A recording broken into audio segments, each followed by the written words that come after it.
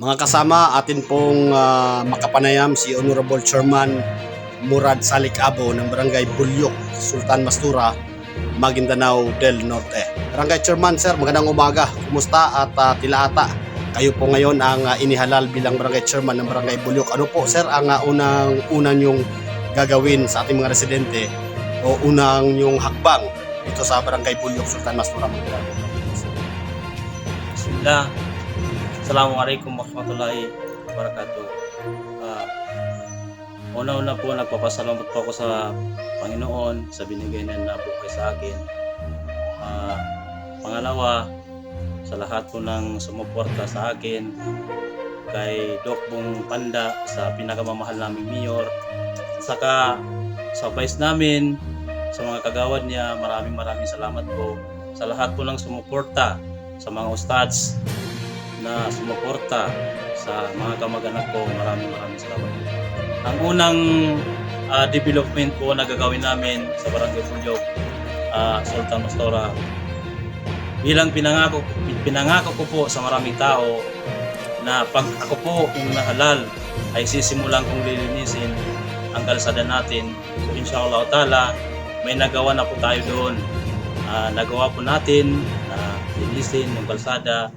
At saka inshallah, tingnan nyo ngayon, may improvement na po. So, hindi ko man po pinangako na gagawa po ako ng kalsada para po sa mga kababayan ko.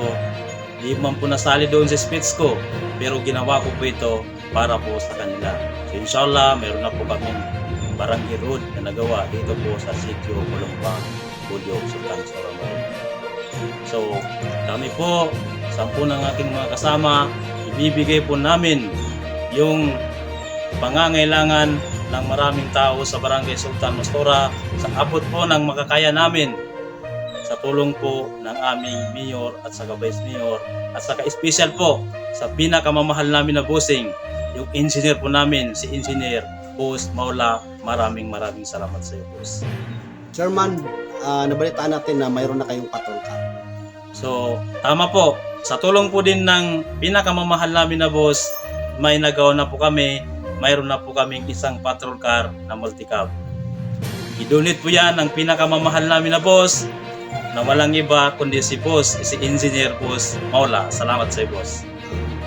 Chairman, sa usaping peace and order, ano pong unang gagawin nito para ma-secure o mabigyang buhay at makulay at maging peaceful pagdating sa usaping pangkapayapaan? Pinangako ko po na pag ako pong nahalal, lahat po ng kanto, lalagyan ko po ng purok para doon po magano yung pipat ko, doon sila magano. Doon po sila mag-duty. So, inshallah, nandyan na po yan, paparating na, gagawin ko po yan para po maitupad ko yung pangako ko sa maraming tao na hindi lang po pangako na napapako, kundi pangakong makikita ng maraming tao. Yun, at tunay na masahan at tapat sa taong bayan ng Barangay Chairman. Ano po ang inyong mensahe para sa inyong mga residente dito sa Barangay Bulyok, Sultan Mastura, Maguindanao del Norte?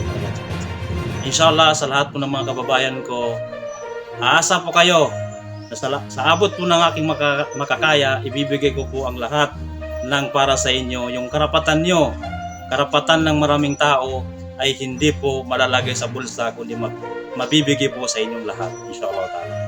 Maraming salamat po at magandang umaga. Mabuhay po kayo, Barangay Chairman Murad Salik Abo.